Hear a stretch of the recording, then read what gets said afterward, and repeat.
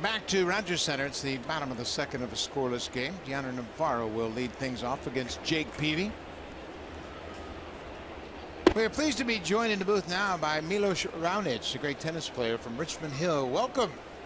Yes, thank you guys for having me. It's been a terrific year for you, and as you said earlier, it's not over just yet. Yeah, actually, if you could have told me that I'd be doing as well as I did through which tends to be the worst part of my season, I would have been quite happy, and it has me that much more excited for what's to come for the rest of the year. Navarro with a leadoff double. The ball goes all the way to home. Well, obviously, when you play in the French Open on clay, then you go to Wimbledon on grass, two of the surfaces that you're not really strong. You go to the quarterfinals and then the semis. You must be very pleased with the start you've had.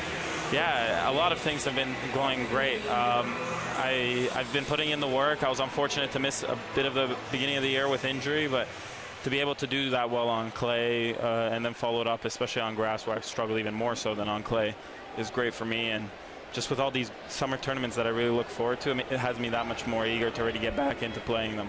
I know in Wimbledon, everybody here in Canada was talking about you here. Everywhere Bucket I went, they were talking about you.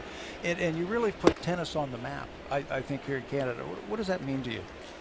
Honestly, it's a great feeling. I get to come back to Canada not that often, and every time I do, the respect, the appreciation for tennis is growing, and I always get to see it in big leaps and bounds. And to tell you the truth, the best way to advertise something as a sport or anything is through success. And I just focus on trying to do as best as I can, and the other things take care of themselves. You and Eugenie Bouchard have both had terrific years, and I guess it's really raised the awareness across Canada. Now you've got your game coming up, the hard court, here in Toronto at Rogers Center starting August 2nd, then Cincinnati, and then, of course, the U.S. Open. How anxious are you to take part in these great tennis tournaments? Yeah, well, it's great for me to be coming home, playing up at the Rexall Center, and it's the first time. A lot has changed since I played there last time. Now I'm one of the top 10 players. I feel like I've established myself consistently throughout the last probably 8 months, and I'm really excited to play here.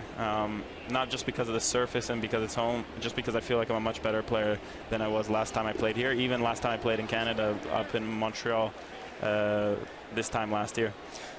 You've taken a big step this year. Now, I believe you're 6th in the world. What have you done different? What part of your game is better now? I've gotten better. That's pretty much what it comes down to. Even just watching these baseball guys here, it's so different from us. If we play 60, 70 matches a year, that's a good number. That means you're winning a lot of matches in a lot of tournaments. But every time, like, sort of things aren't going well, we can stop and we can work on things. And here, it's impressive, and also it's tough to watch, because they got to figure out stuff through the game. They can be playing 7, 8, 9, 10 days in a row. It's not really great to be sort of trying to find your rhythm when you have the pressures of, okay, I got to step up and I got to get this hit. So it's quite different, and I've been taking those periods of time, and I've been just getting better. I feel like I've improved as a competitor and as a tennis player. When you hear the greats of tennis, and you're among those, like Djokovic talking about your serve being the best in the world, that's got to give you confidence that you can play with the big boys now, and then you're about ready to take that next step and win one of these Grand Slam tournaments. Yeah, and a lot of people have been coming up to me, congratulating me, especially for Wimbledon. And it's actually the one that hurts probably the most. It's probably the first time I ever felt like I was within grasp of winning my first slam, and that's probably why it hurts. I'm still not over it. I've been back into training, but I guess when I get back into the next tournament, that stuff will sort of disappear. But it's something I want really bad, and it's a big motivation for every day that I work, every day that I'm sore, every day I wake up tired, every day that I don't want to sort of get out of bed and I have pains and aches. Those kind of things keep me going, those kind of challenges. Where did you learn to hit the ball so hard? I want to know, when did you know when you were a kid where you said, hey, I'm pretty good at this, I hit it pretty fast? Well, I always had a good serve. It was actually unfortunate growing up. I would practice at 6 in the morning till 8, and then I'd practice late at night from 9 to 11. There wasn't always somebody to play with, and it wasn't always I would play with the ball machine, but there was only so much you could do with that. So what do? You get a basket of balls, you go out there and you serve for 2 hours, and then you just constantly get better. Repetition. There's nothing that can substitute or fake that time and effort that you put into improving something. When you talk about winning a tournament in the Grand Slam, and Pat has been part of a World Series team, and I've played in championship teams, once you get that taste, and I'm sure you've talked to some of the greats that have multiple wins, that's something that you get. And once you taste what a championship is, nothing else matters. Only winning championships, I would assume. You have to ask me after I win one, right? It's hard to answer a question hypothetically, yeah. Especially such a question that can be so emotional for somebody that works for something for so long and their whole life. Tennis is almost, you realize when you see how the guys at the top do it, it's not a sport, it's a lifestyle. When you started playing as a junior, you were playing against the same people that you're playing against now. How has that helped you in recognizing that you're one of those guys now, and it's just a matter of putting that first win under your belt? Well, I didn't get to play them. If you look at it, I'm 23 right now, and then you got the guys that are Rogers a little bit above 30. You got other guys that are around 28. So I never really played them until I got to the pros. You didn't face Nadal or any of those guys? Never played any of them. Novak, first time I faced was in Davis Cup last year. And he's a guy I know really well, and I practiced with him many times, but never in a competition.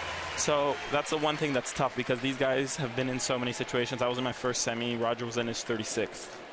So it's much easier to deal with that when you sort of step out there for the first time, and you got to just step up and play. It's much easier to deal with that, and you can't cheat on experience either. You got to put yourself through those situations, and the most important thing is to make sure that you get better each time you're dealing with it. Now, I know you're a huge baseball fan, yes. Right? Blue Jays. Yes. What's going on? What do we need to do? You're the decision maker. Okay. Let's go. Okay. If you put it down to strategy, I got none. Okay. All right. So let's not. But do we need some more pitching? I think you gotta. I think what happens, it's I think relevant in any sport. You got to scrap through a few wins. You can't expect to be feeling good out there, especially when you're playing 162 games a year. 162. I think probably if you ask the guys, I know in tennis, if we have 3 matches where we feel good, we're happy out of 80. So I'm sure if they have 10 where they're feeling good, no stress, everything's just sort of swinging easy, that's a good number. So you just got to tough it out, and I'm sure that's what they're doing every time. And they don't really have time to sort of go out and find their rhythm, train, and work on things throughout the season. It's for them, it's just constantly being out there, and it's a grind. And I'm sure you got so many guys on the team. Each guy knows how to deal with it differently, but at the same time, they figure out how to come together when it comes up to those big moments. Take a look at the ceremonial first serve with the Gold Glover, Mark Burley, behind the plate. Yeah. He threw it right by him. Yeah. I was glad he wore that mask. But is that a pitcher's mask or a hockey mask? That's a catcher's mask. Catcher's mask. Yeah. Sorry, pitcher's. Yeah. 100%. Did you go 100%? No. Did you take it easy on him? No, he's got to play, right? He's been stellar for us this year. Well, I need something to rid him a little bit. He said, "You didn't even catch it. You only hit it 60% of this." No, I wouldn't say 60%. I stepped up there. I did my work, but at the same time, you got to keep a guy that's been in stellar shape this year. You got to keep him in the game. We don't need to hurt him, that's for sure. 3-1 to Munenori Kawasaki. This guy's got a great personality. Isn't he? Yeah, you got a chance to meet some of the Blue Jays, right? Is he the biggest thing on YouTube or what? Yeah, I gotta say that what was that recent one? Monkeys Don't Cramp. Monkeys Don't Cramp. I watched that like 2 days ago. My friend sent it to me. I'm like, really? You just want to come up to the guy, you want to hug him, and you say, really? Monkeys don't cramp?